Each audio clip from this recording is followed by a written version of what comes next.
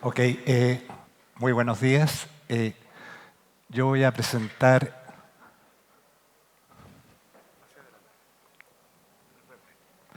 la primera parte de esta estrategia de industria 4.0, que a nuestro juicio es una estrategia que diseña el futuro posible para Chile. Y o es este futuro o no hay futuro. Esa es una de las ideas que está en la presentación.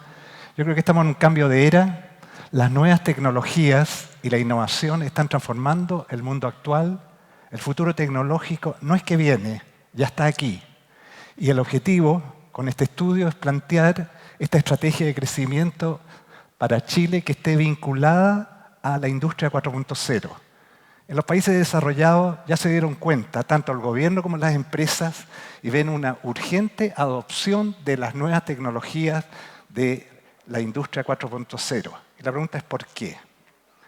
Y el temario de mi presentación va a partir con una perspectiva de las revoluciones industriales. Y aquí quiero mostrar que lo que afirma el profesor Gordon está equivocado. Y les voy a explicar por qué está equivocado en un rato más. También voy a hablar de la perspectiva del sector industrial. ¿Por qué el sector industrial ha sido siempre tan importante y por qué tiene que ser importante a futuro? Vamos a hablar de digitalización y la disolución de las fronteras productivas, las estrategias empresariales que están adoptando hoy día las empresas de los países desarrollados para enfrentar o para insertarse o para incorporar la industria 4.0. Y la pregunta, ¿por qué los países desarrollados se han embarcado en esta estrategia de industria 4.0 y después las recomendaciones que vienen en el estudio? Ok, este es un gráfico similar al que planteó John antes y nos muestra 1000 años de crecimiento del PIB per cápita. ¿Ok? Ustedes ven del año 1000 hasta el 2000, del 1000 hasta el 1800, 800 años en que prácticamente la actividad económica, el PIB per cápita mundial está estático. Y de 800, 1800 hasta ahora, los últimos 200, 220 años, el PIB per cápita en los países de la OECD ha subido 30 veces. Y esto es 3000%. No es efectivo esta extensión que hace Gordon de que de aquí nos vamos al 2100 para abajo. Hay algo que no está entendiendo Gordon, y escribió un libraco sobre las tecnologías y cambio tecnológico en Estados Unidos. No está entendiendo que, y aquí vamos a hablar de las 4 revoluciones industriales, de que cada revolución industrial que viene se apoya en la anterior. No surge de la nada, no aparece de la noche a la mañana, sino que aprovecha lo anterior y lo lleva más allá. Y eso es lo que hacen las revoluciones industriales. Ok, veamos una perspectiva histórica de las revoluciones industriales. Hay cierta duplicación con lo que planteó John antes, pero hay ciertos matices y quiero destacar qué es lo relevante que pasa en cada revolución industrial. La primera cuestión es que la primera es a fines del siglo XVIII en el Reino Unido y lo central siempre se habla de la máquina de vapor. Pero la industria como sector sustituye a la agricultura. La fábrica sustituye a los artesanos. La industria textil es la industria central en aquel entonces, pero se desarrolla el transporte, el barco ferrocarril, la principal fuente energética pasa a ser el carbón, y no es porque esté en Asimet que mencione a la metalurgia. La metalurgia juega un rol fundamental en el desarrollo de los barcos y de los ferrocarriles. Pero si uno mira todo lo que hace la primera revolución industrial, ¿qué es lo crucial? Y lo crucial es la introducción de la máquina. Aparece un nuevo factor productivo. Hasta 1900, inclusive después, la ciencia económica, la teoría económica, se basa siempre en un solo factor productivo, factor trabajo. Y de ahí surge la teoría del valor trabajo. De ahí en adelante, cuando aparece la máquina, nos damos cuenta que hay 2 factores productivos, el capital y el trabajo. Y eso es lo que empieza a hacer la diferencia. En la segunda revolución industrial, fines del siglo XIX, en Estados Unidos, hay varios inventos. La primera fundamental, la electricidad, y la electricidad permite nuevos tipos de máquinas, los motores eléctricos. Aparece motor de combustión interna que crea un producto central, que son los autos. Y hay un libro que pone el título que revela, sintetiza lo que pasa en el siglo XX. El auto es la máquina que cambia el mundo. Y todo está diseñado, siglo XX, inclusive hoy en día, en torno al auto. ¿Seguirá siendo a futuro? Hay dudas.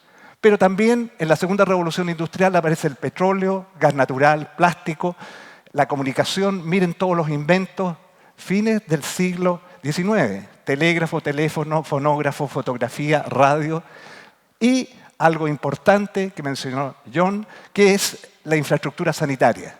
El alcantarillado, agua potable, fría y caliente dentro de la casa. Y, por último, ¿cuál es el gran impacto que tiene esta segunda revolución industrial? Noten todo lo que se hace a fines del siglo XIX. Define las bases del modo de vida del siglo XX y que inclusive hoy día las estamos manteniendo. Ok, ¿qué pasa con la tercera revolución industrial? Es la revolución de las TIC, de la tecnología de la información y la comunicación. Y esto es fines del siglo XX, ya estamos más cerca. Esta revolución, como sabemos, es impulsada por el computador e Internet, y los informáticos, los computines, los fanáticos de las TIC dicen que el computador e Internet son equivalentes a los principales inventos de la historia: fuego, rueda, alfabeto e imprenta. Descartes del siglo XX o XXI diría: estoy en Internet, luego existo. ¿Y qué hace esta tercera revolución industrial?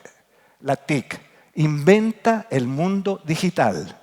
Y con el mundo digital se inventa el rol que juega la información. Y la información pasa a ser un nuevo factor productivo. Es lo que ya se dice el petróleo del siglo XXI. Esta es la visión que tienen los TIC, ¿okay? Los computines. Los átomos serían la partícula elemental de la primera y segunda revolución industrial, y los bits, www, constituyen la partícula elemental de la revolución TIC. Y esta es la mirada del mundo que tienen los jóvenes TIC. Vean el átomo, ícono del pasado, ícono del siglo XX, representa la simplicidad. ¿Y qué es lo que es www? Internet, el ícono del siglo XXI, futuro, muy compleja, no tiene órbitas, no existe certeza, no tiene centro. No hay ninguna razón por qué alguien va a querer tener un computador en su casa. Esto es lo que dice Ken Olsen, CEO de Digital Corporation en 1977, alguien que está metido en el sector.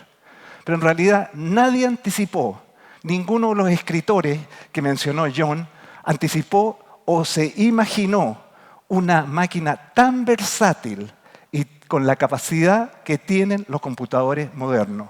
No existen, no se les ocurrió. Inventaban un montón de cosas, viaje a la luna, etc., pero no los computadores ni tampoco Internet. Miren cuánto tiempo demoraban los distintos inventos en llegar a 500 a 50 millones de personas. El teléfono, 74 años demora, la radio 38, el computador personal 18, la televisión 13, Internet 4 años. ¿Okay? Y la velocidad de difusión o penetración de Internet es sorprendente. Hoy día hay más de 4.000 millones de personas que están conectadas a Internet. Y miren una predicción fallida, nada menos de Bill Gates, en el 95, que dice: Internet es simplemente una moda pasajera. ¿Cómo Bill Gates, una persona tan inteligente y que conoce el sector, vaticina esto con respecto a Internet en el año 95? Ok, entremos a la cuarta revolución industrial. La revolución industrial, lo primero, 4.0, lo que quiero decirles es muy compleja. Si no la entienden, no es problema de ustedes, ni tampoco es problema mío en la dificultad para explicarla.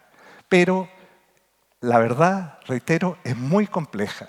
Y ahí puse distintas definiciones, las pueden estudiar, leerlas, si no las entienden a la primera, sigan y a lo mejor a la décima capaz que entiendan algo. Pero es combinación de átomos y bits. ¿ok? Es la integración de las tecnologías físicas y las tecnologías digitales. Son componentes físicos y software que están profundamente entrelazados. La definición más tradicional, que es un sistema ciberfísico monitoreado por algoritmos computacionales integrados con Internet. ¿Ok? Tengo que leerla porque no me la puedo memorizar. ¿Ok? Ahora, noten, la revolución industrial 4.0 es totalmente distinta a las revoluciones tecnológicas anteriores. Hay un libro que escribió Klaus Schwab, 2016, se lo recomiendo. Muy bueno, corto, sintético y de fondo. ¿Y él qué plantea? ¿Por qué es distinta a las anteriores? Porque tiene una velocidad exponencial que es no comparable con las velocidades lineales que tenían todas las revoluciones tecnológicas anteriores.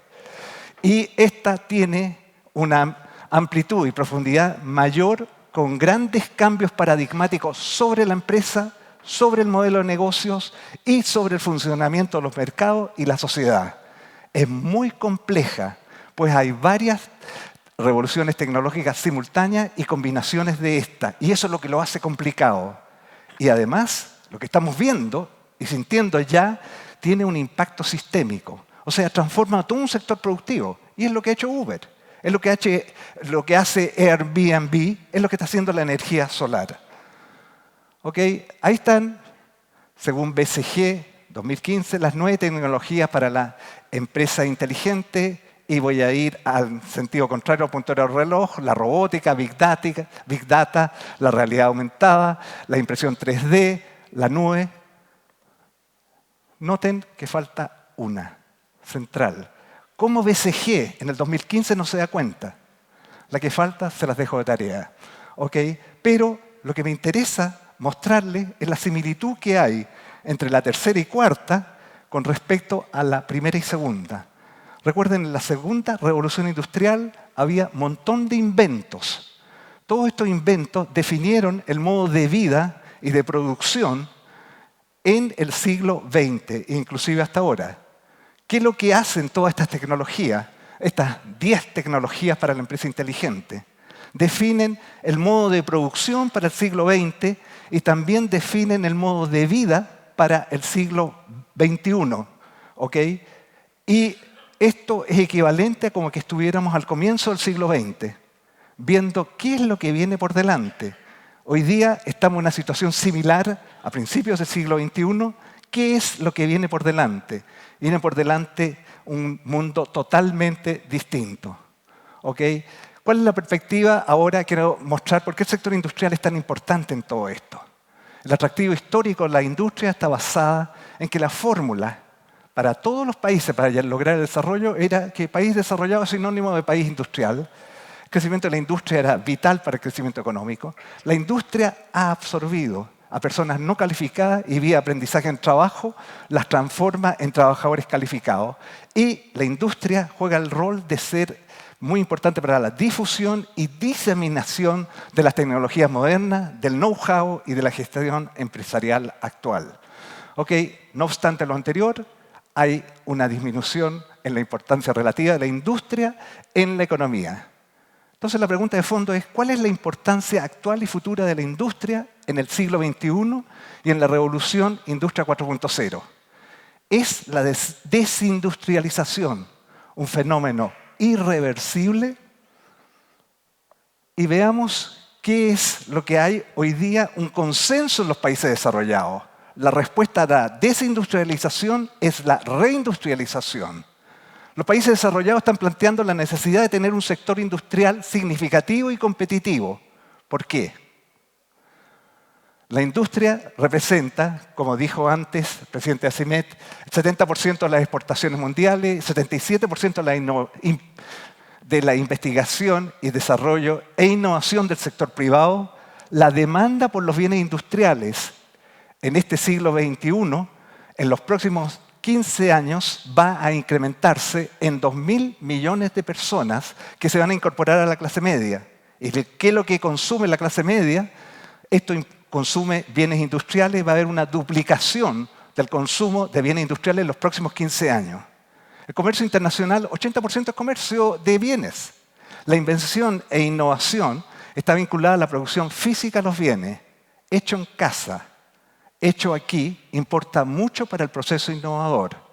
¿Ok? Esta es una discusión que teníamos con Tomás, en la cual yo le decía de que hay una diferencia central, y esto no les va a gustar, entre los empresarios latinoamericanos y los empresarios asiáticos. Cuando llega la tecnología moderna, la maquinaria, ¿qué es lo que les preocupa a los empresarios latinoamericanos? Y entre ellos, obviamente, a los chilenos. Llega la máquina y lo único que les preocupa es una caricatura, no se sientan ofendidos. ¿Ok? Lo único que les preocupa, ¿dónde está el enchufe y dónde está el interruptor para enchufar la máquina? Y que la máquina dé vuelta y produzca lo que tiene que producir. ¿Qué es lo que hacen los empresarios asiáticos? Cuando llega una máquina, cuando llega una nueva tecnología, lo que hacen, la desarman. ¿Ok? Y quieren ver cómo funciona. ¿Y por qué quieren ver cómo funciona? ¿Qué innovaciones le pueden meter para que funcione mejor? ¿Ok? Eso es una diferencia básica de por qué los países desarrollados hoy día están en la onda de homemade, hecho en casa. Porque al ser hecho en casa, aprendemos cómo es el proceso productivo, aprendemos cómo hacer las innovaciones, aprendemos cómo hacer esta tecnología más eficiente. ¿Ok? ¿Qué está pasando con la digitalización? Y noten, antes siempre hablábamos de 3 sectores productivos. El primario, ¿y qué es lo que es el primario? Es la agricultura y los recursos naturales. El secundario, la industria. El terciario, servicios. ¿Y qué es lo que está haciendo la digitalización? Está diluyendo las fronteras tradicionales entre los sectores productivos. No existen hoy día bienes o servicios puros pertenecientes a uno de estos 3 sectores. Hay convergencia entre los sectores productivos. Las empresas integran otros componentes para ofrecer una solución completa a los consumidores. Las empresas industriales, lo que están haciendo hoy, entran a los dominios del retail. Esto genera mayor interacción directa entre productores y consumidores. La información digitalizada transmite las preferencias de los consumidores, lo cual puede ser incorporada en el proceso productivo, generando bienes personalizados. El mundo actual es el mundo de ahora, que funciona en tiempo real. O sea, ustedes creen que están en el sector industrial, dentro de poco van a estar en el sector industrial y en el retail simultáneamente. Y quiero hablar algo sobre industria y servicios. ¿Okay? Los servicios siempre han estado incorporados en la cadena de valor de los productos industriales, pero ahora han adquirido una importancia creciente. Y esto he hecho este gráfico en que, noten, lo que aparece en el eje vertical es la participación en el valor agregado total. Y lo que aparece en el eje horizontal son las distintas etapas de producción de un bien industrial. Preproducción, producción, postproducción. Y noten, la curva, la U invertida, es la de color azul, por si acaso, esa muestra de que cómo es la cadena de valor, cómo era la cadena de valor en 1970, en el siglo pasado. Lo central, lo que más contribuye al valor agregado final, es los componentes, la manufactura propia y el ensamblaje. Y, por otro lado, la preproducción, la investigación y diseño, desempeñaba un rol menor. La postproducción, el marketing y los servicios postventa desempeñaban un rol menor. Hoy día estamos con la U, la curva roja, ¿okay? En que muestra cuán ha sido la importancia de los servicios en la producción de los bienes manufactureros. Hoy día importa la preproducción e importa la postproducción. ¿Okay? Entonces, ¿cuáles son las estrategias a seguir? La primera cosa que hay que hacer es crear conciencia y comprensión respecto al concepto de Industria 4.0. Lo segundo, se requiere un pensamiento estratégico de Industria 4.0 internalizado por los ejecutivos de la empresa y que luego los transfieran a todos. Y lo tercero es que todos los procesos de operaciones actuales se van a transformar en procesos digitales.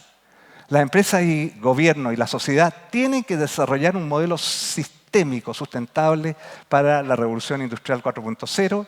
Las estrategias convencionales de más de lo mismo o copiar y replicar no van a seguir funcionando para enfrentar los nuevos desafíos. Va a haber un cambio de paradigma productivo de la producción a gran escala hacia una producción de modelos personalizados sin aumento en el costo. ¿Ok? Pero la incorporación de la tecnología 4.0 constituye un proceso de largo plazo. No pasa en una semana, no pasa en un mes, no pasa en un año. Entonces, la pregunta es, ¿están las empresas chilenas preparadas para la revolución industrial 4.0? Y la respuesta obvia, ahí están los datos, es no.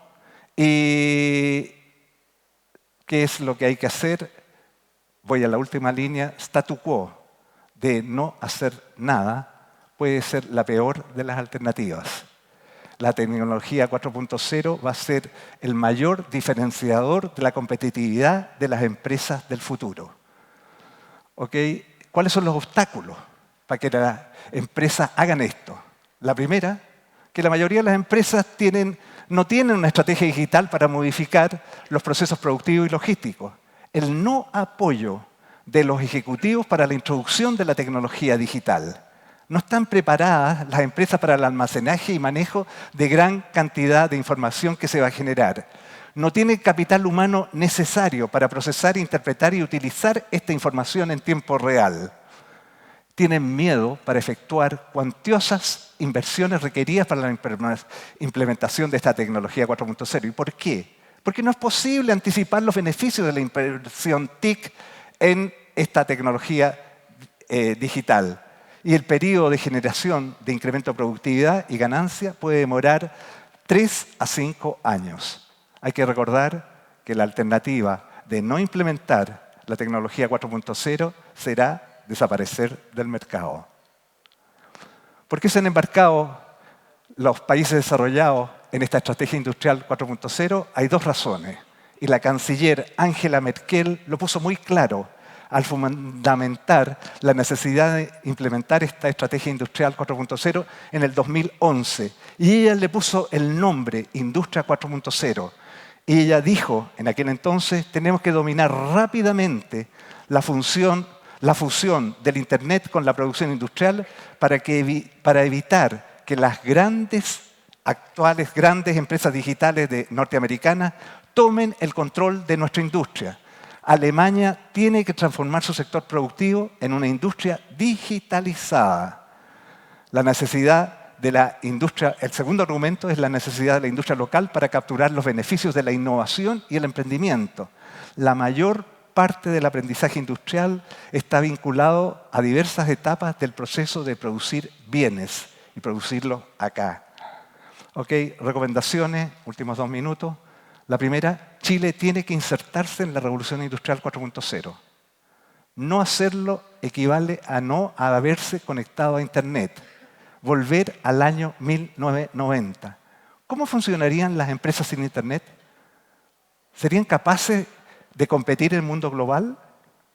No habría iPhone, no habrían transacciones financieras vía digital, no habría comercio digital, no habría WhatsApp, no habría YouTube y no podríamos ver las series de Netflix. ¿Okay? La incorporación a la Industria 4.0 genera las siguientes oportunidades. Menores costos de transacción y menores costos de transporte, procesos productivos más confiables y consistentes y bienes de mejor calidad, consumo masivo personalizado con un rol creciente para las pymes, potenciamiento de la innovación, muchas aplicaciones con un gran impacto sobre el crecimiento, sistemas productivos más eficientes, energéticos y ecológicamente sustentables. La segunda recomendación, hay que imitar los objetivos de los países desarrollados en la transición hacia esta economía digital. La población sea digitalmente alfabeta. Todos los ciudadanos tengan acceso a conexión banda ancha de alta velocidad. El Estado esté totalmente digitalizado. Todos los servicios públicos en la red, eso es lo que es gobierno digital.